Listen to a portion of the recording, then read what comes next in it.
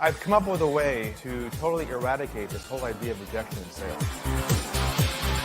If it's over at hello, how the heck are you going to succeed in selling? You've got to rise above that and change your mindset.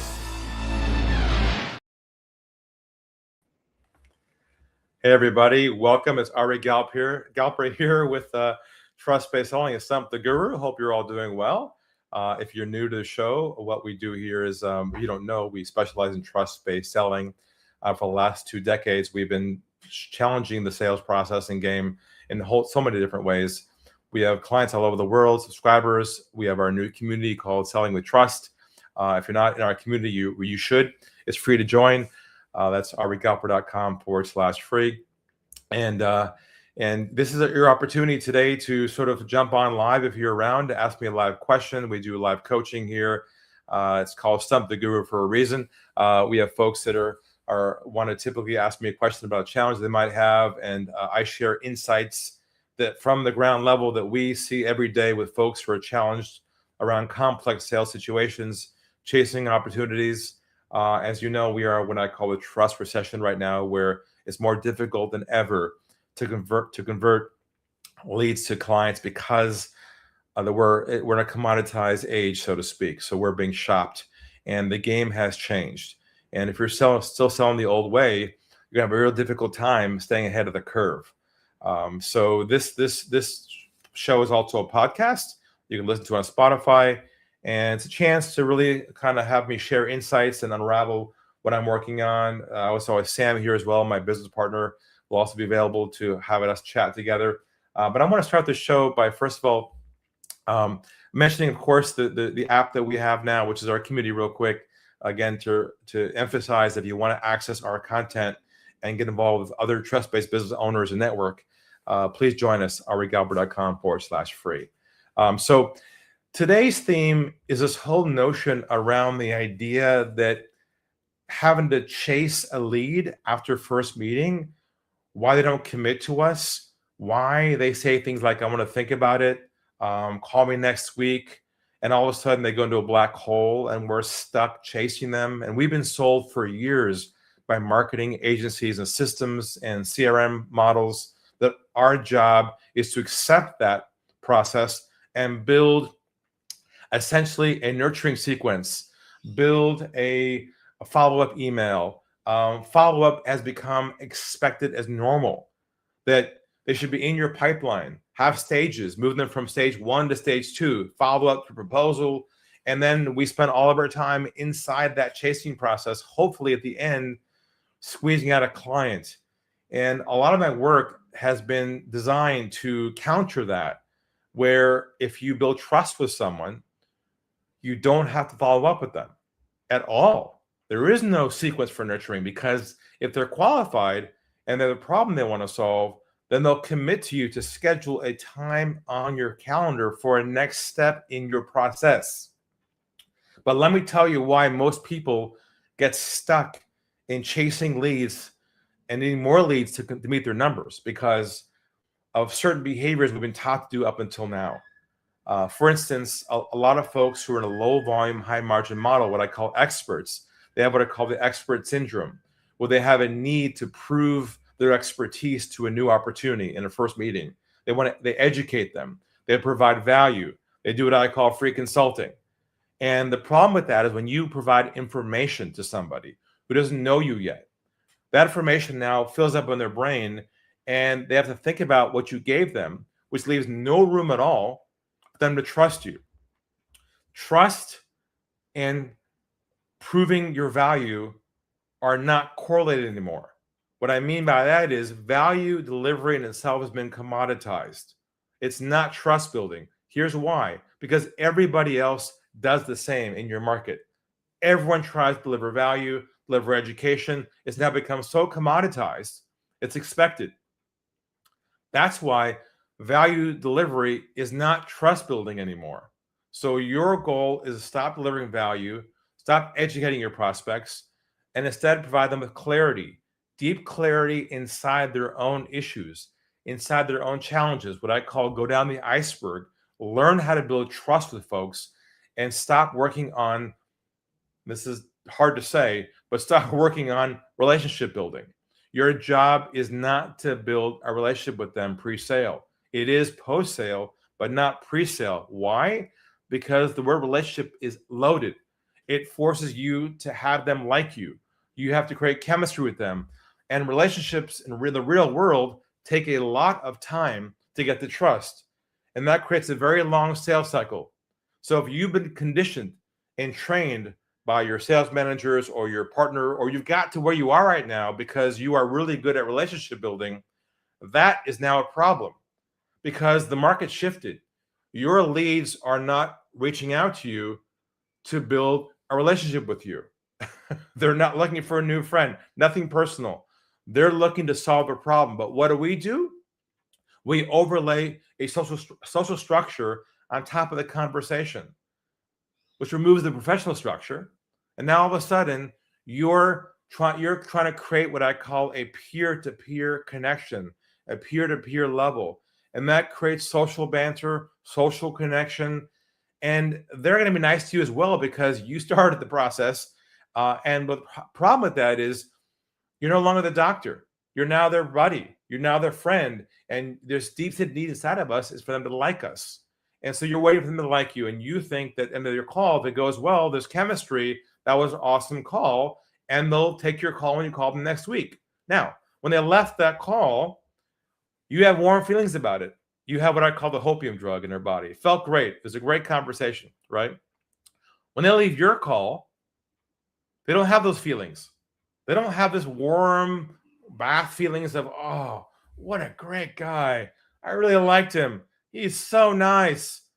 I think I'm going to choose him over anybody else. See, we think the relationship part is the glue that creates trust with people. And it does if you're willing to wait a very long time your sales cycle to get there. Okay? So, but your goal is to stop relationship building altogether and learn how to build trust instead, like a doctor does with a patient.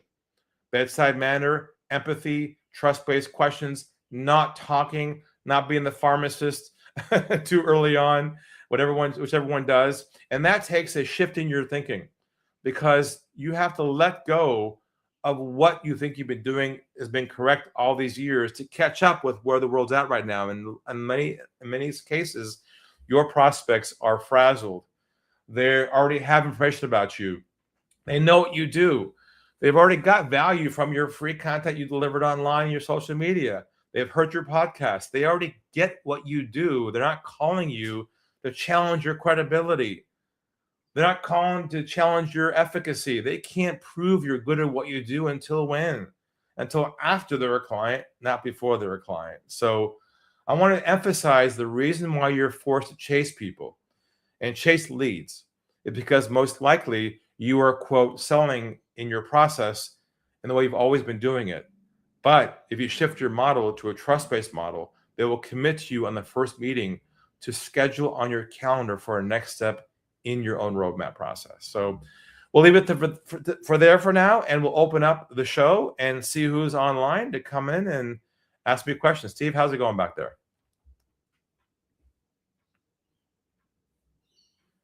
I don't see Steve. Okay.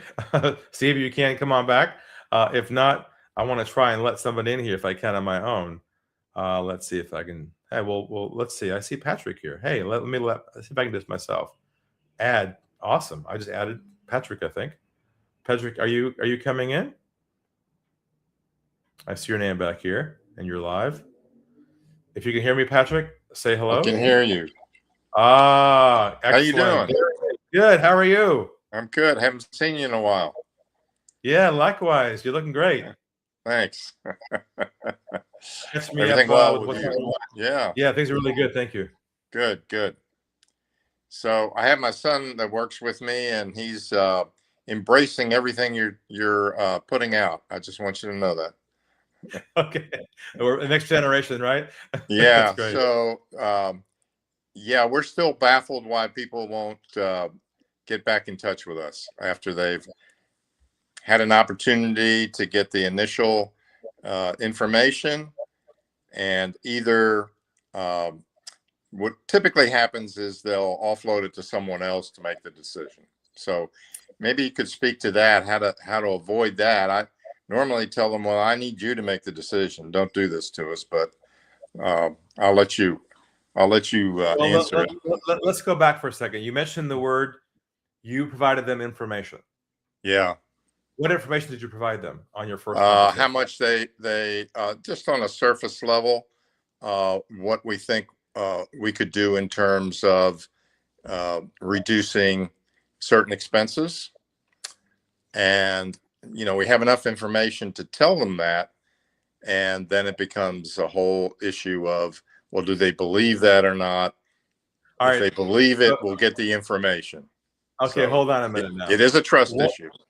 What you're doing there, which you may not be aware of, Patrick, is you're providing them advice, insights, and concepts and information to help them with their problem. I think in that first meeting, is that right? Is what I'm hearing. Well, I think so. Although I try very hard to focus on the problem, which is to say, here's the problem we've uncovered. Now, do you want to deal with this now, or do you want to wait 6 months when it's cost you another $60,000? I understand. I think you're definitely problem focused, but I'm also hearing from what you just said, you're also providing the prescription with some ideas, some concepts. Yeah. And therein lies the problem, Patrick, is that your job is not to provide them any information on that first meeting.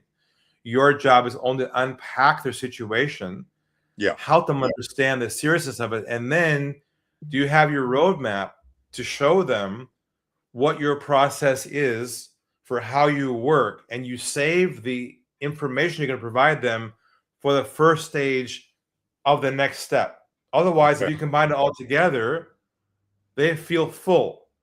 They feel like, wow, I got so much from him. That was so helpful. Now I'm going to go think about it and go somewhere else. So it's hard to untangle that at first, because our instinct is to prove to them we know what we're doing. Yeah, for sure. To show them ideas. So consider the idea for a moment of just having deeper questions around the COI, cost of an action, and help them understand their situation is not simple, it's complicated, and walk them through your roadmap. Do you still have that roadmap that we had talked about a while back? Yeah. That visual tool? Make sure you bring that out for your first meetings. That'll kind of solve the problem there. Okay, great. Thanks. Good to see you again. Take care. Good to see you. All right. Excellent. So we're back with the Stump the Guru show, and we're live. This is a chance to jump on, ask me a question. This is all about trust-based selling and how to avoid getting stuck in the chasing game. That's the theme for today. So we'll bring on Brandon next, and Steve's out, so I'll take over myself here, and I'm going to click on Brandon and see if we can pull him in. Brandon, if you're back there, maybe say hello, and then we'll continue on here. If you're trying to get on, that's okay. We'll keep you there. Unmute your mic if you can. And if not, I'm going to bring in Sam. I see Sam here as well. Let me grab Sam. Sam, come on in. I think you're there. Hey, there Ari. you are. Awesome. Let me just take Brandon out here. It's like, good. How are you, Sam? Excellent, thanks. I just got a message from Steve saying he's in damage control. He's got some IT issues, so he's trying to get back in very quickly. Well, the show must go on, and here we are. The show is going on without Steve, and no AI either. Just Ari. Okay. Well, at least people know it's live. It is live, and we are somehow managing through it. And Steve is back there, which is cool. Okay, so Sam, Sam has been with me for a long time. One of my partners here. He's had a lot of experience on the ground level with challenges with businesses that are low volume, high margin. And what's your take on the theme from today, from your experience? Yeah, absolutely. I mean, I couldn't agree more. I mean, you're right in the fact that the world has become a little bit, it's shifted, obviously, it's conditioned. And the mentality of prospects is that they feel they have all the power, they have all the control, and that, they make an inquiry, or if they ask somebody, they just think, you come to me, right? I'm the guy. I got the money, so therefore, you serve me. So in many respects, this is a little bit of a battle of control. But if you think about their expectations, they're expecting you to come to them. They're expecting you to educate them, to buy all this free consulting, and then they're expecting you to chase them, and they're expecting the follow-up. So in their head, they're thinking, I don't have to do anything here because I know they're going to chase me, they're going to follow me up, and all that sort of thing. So from their perspective, they have no urgency, and also in a lot of cases, as you said, they've got a lot of the prescriptions, they've got the medicine, people are the pharmacist and the doctor, they've got a lot of what they need.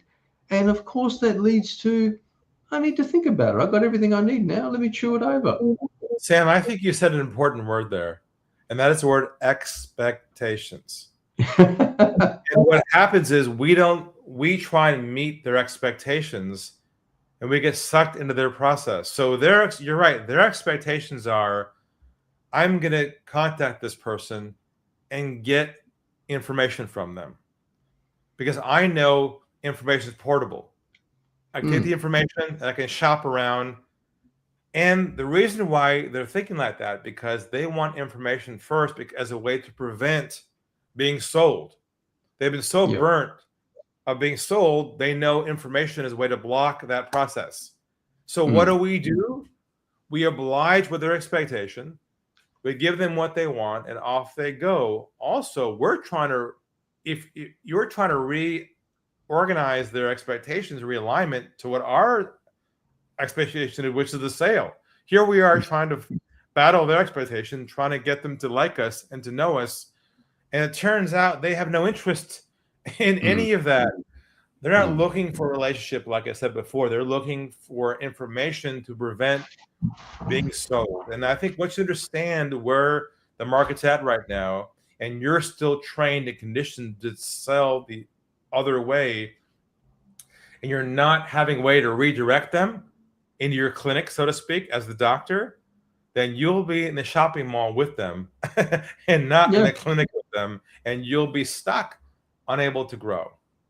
Absolutely. And you think about it from their perspective, every time they get a call or an outbound reach or anything, in their head, they're thinking, this person's going to try and sell me something. Of course, that's why they're ringing me, right? They've got an agenda. So they're already in that mindset thinking, I'm going to be sold to. So, of course, their guard is right up. They're not going to open up and tell you what their problems are, what their frustrations, because they know that the minute they give anything, then you're going to jump into, well, let me tell you how I can help, right? So, and the other battle is that they know that your product or your offering is commoditized. There's others that do what you do. So once again, that whole feeling of I've got all the aces, I've got all the cards. But here's another thing that's really crazy is that they're also been in the game for a while. They know the strategies of some salespeople. I mean, everybody knows that sales 101 is build rapport, right? And I remember some of my earlier old school mentors would say, Sam, find common ground, right? So they know that as soon as someone opens up typically and starts saying, I remember that. Find common ground. Yeah. It's why you go see a doctor. They're not looking for common ground. They're saying, where does it hurt? Yeah, absolutely. That. So they know, right? So, but I think what you just said there was perfect. I mean, doctors, they don't do any follow-up. They don't do any chasing. They don't do it. You get a call from a doctor, you got their attention. I mean, it's totally different. They work on a by appointment only model. Yeah. That's the model you and I and others teach our clients, is to shift their process and system and operating model to a by appointment only business, where you build a system out where you move somebody from step A to step B on your calendar, not your CRM. You see, what's interesting about this, when people fall into the trap with the chasing mode, the salesperson moves them from stage 1 to stage 2, following up as if that's a stage. That's not a stage. That's a black hole. The stage should be from call 1 to call 2, not call 1 to following up stage. They're already lost by that in most cases. Sure, after a year of pursuing them, they might come out of nowhere, but really you want to wait that long and lose what's everything in between that. And that's the real shift, especially now in the age of AI and technology, where everyone's trying to build more automated ways to contact people, especially in the sales process, automated text, automated emails. And they think that you win the game through follow-up, which is completely wrong. You win the game through trust building at hello, which is so counterintuitive and so contrarian in the age where everyone's buying AI tools to try and solve the follow-up problem. You know what I'm saying? Oh, totally, totally. And you know, that it gets down to the similar things, you know, about the contacts. I mean, look, a lot of people don't even answer their phones anymore. They know that a lot of calls are random, that possibly an AI. So, you know, the scene, it's just not efficient anymore. So the efficient model is by appointment only. That way it avoids, like, even if you did manage to call people, chances are it could be the wrong time, or you leave a message, then they're calling you back. It's just such a, it just doesn't work. Whereas having that appointment, first of all, it does filter out a few people. I mean, if they're serious and they know they're going to discuss their problem, just like you would a doctor, you'd make an appointment, right? No if issue they're not with that. willing, if your leads are not willing from the first meeting to schedule a next step with you, that means you did something wrong, not them. Absolutely. The sale was lost at hello, not at the end of the call, okay? Because somewhere in your process, you defaulted back to the behaviors we're suggesting not to do, which is unraveling what you think you should be doing, which is the whole chemistry relationship thing, become their friend, giving value thing. And the more you let go of that way of thinking, the more people are open to work with you because they trust you. If they trust you, they will schedule with you. If they don't trust you, you have no appointment next. That's the one factor that is missing for huge amounts of opportunities that are being lost right now. Real quick, Sam, is there anyone else back there, Steve? Is Brandon, I think, was sitting back there as well? I think no, not there. Okay, cool. Okay, so let me just check with Brandon one more time. I don't even know if you can hear me or not because it's all, the whole world exploded just now, 360 degrees. But everybody that's in your waiting room has no cameras and no microphones are listed for anybody. So okay, they're there. They're lurking. Okay, I do see Brandon here. Mike is on, so I'm gonna try him real quick. If you wouldn't mind pulling back, Steve, and I'll pull him in real quick. Yeah, sure. Let's bring Brandon on and see what goes. Let's see if he Brandon, if you're there, you get. Hey, Ari. He is back there. Excellent. Is your camera working or not, Brandon? I cannot get this to work. The interface, I'm technically challenged. I tried to come in to just view, but the only way I could get in is to come in and ask a question live. That's all right. We believe you're for real. You're not AI. So you got Sam and I here. So tell us about your business and what you do and your challenge. So I'm in the financial advisory business, Ari, and we've had some sessions in the past. And just lately, I've been working with a different ad agency, and their people are using a Roth conversion calculator, getting on my calendar, few and far between. But they're coming to me using a calculator, right? And so I try and diffuse just giving them the calculator results, that this calculator is part of a bigger picture of what you may need, and ask them, what is the real reason why you're trying to figure out how to convert an IRA account? So let me see if I get this right. You have a lead, go on your website or fill in a calculator somewhere, and they can't get the results unless they have a call with you. Is that right? Correct. Okay, so they show up on the call. I assume it's a Zoom meeting of some sort. How does the meeting begin? How does it start? What are they saying to you? So I set the framework that we help people with Roth conversions, but what we find is it's generally a small part of a bigger problem. What you're saying? Is that what you say at the beginning? You frame it that way? Yeah. So I set the framework, and then we go into a little more framework about the time frame as well that we have. All right. So let me throw an idea out to you, Brennan. Okay. Sure. When they show up on the call, don't provide a framework at all. Okay. Here's what you say instead. You say, "Nice to meet you. Nice to meet you as well." Don't mention the calculator. Don't mention RA. Don't mention anything of their previous experience with you. Just simply say this. If you wouldn't mind, Take a step back for a moment. Walk me through your background, your situation, up to your current financial concerns you have that cause you to want to fill the calculator out. We'll go from there. Would that be okay with you? Okay. From the beginning, go backwards and give them a chance to tell you their story. Don't start where they left off in their process, okay? Because they want someone they can trust to tell the story to. So you don't have to frame it with the calculator. Just start like the doctor. If it's okay with you, take a step back for a second, John. Walk me through your background, the big picture of your situation, and your financial concerns that brought you here. We'll go from there. Would that be okay with you? Take your fingers like this over your mouth. Sit back on your chair like a doctor. Yeah. And create space. Don't frame anything. Create an open space to allow them to feel comfortable downloading on you and telling you their story. At hello. Makes what do you sense. think about that? I like it. Yeah. I'm ahead. stuck on this calculator thing and then trying to fade back, but don't even mention it. Don't mention anything. It's kind of like this. Here's the metaphor.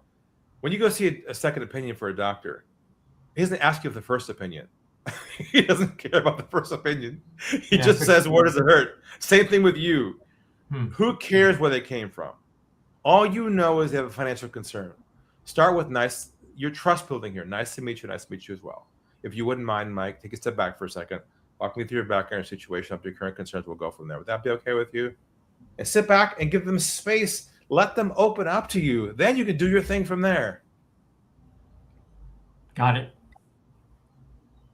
Great question. And this is where we get stuck oftentimes using these frames to try and control the process. And all they really want is to trust somebody. So that is a great scenario. And I'm glad you brought that up. Thank you so much, by the way, Brandon. Are you in our community by any chance? In our new community? Have you joined it yet? Yes. Yep. Awesome. Download the app in the community. Perfect. All right. Then I'll see you inside. Okay. Take care. Okay. All right. Well, Sam, that was a great question he asked, because that is so classic, where we've been trained to fight the battle, to try and frame them against their frame, and now he was fighting it because that's what he was taught to do. But what we're trying to do is unshackle that structure and allow the person to drop their guard, to feel comfortable opening up to us. I think that's what trust is about, is not creating resistance, you know? Yeah, absolutely. Another example of that prospect thinking they're in control. These guys are going to serve me, and there's one person, there's plenty, and let me know what you got. Yeah. So I think we have to understand that the patient should not control the process of the doctor. Yes, that's the key. The doctor must be the authority, have the structure and the process that the patient abides by and conforms with and becomes compliant with. They may not like it, but it's the best for them, because we're the experts and they're not. And if you're not pre-positioned that way, you will be stuck fighting a battle at a pure level, and they won't be able to respect you, of all things. Respect comes from authority positioning and from your ability to build trust in that first meeting. Yeah, exactly. I mean, you don't go to a doctor and you don't say, look, I've done some research. This is what I've got. This is what I need. Just give me that bottle of medicine over there and we're all good. No, thanks very much. Doctor's going to say, you on drugs? Not my drugs, but some other drug. So look, on that note, we'll say goodbye for now. Sam, thanks for showing up today. Appreciate that. I always can count on you. And we'll see everybody next time. This will be live in our recording in our podcast on Spotify or on YouTube as well. If you're not inside our community, I'm not sure what you're doing, but make sure you join and go to arigalper.com/free. It's free to join. You can get my course for free, Mastering the Mindset, inside there. You can network with other business owners who are trust-based, and we are going to be growing a global network all over the world with this, and local chapters, local cities around the world, and we're going to go big around our trust movement. So get into it now while you can. Talk soon, everybody. Signing off. See everybody soon. Bye-bye. I've come up with a way to totally eradicate this whole idea of rejection in sales. If it's over at hello, how the heck are you going to succeed in selling? You've got to rise above that and change your mindset.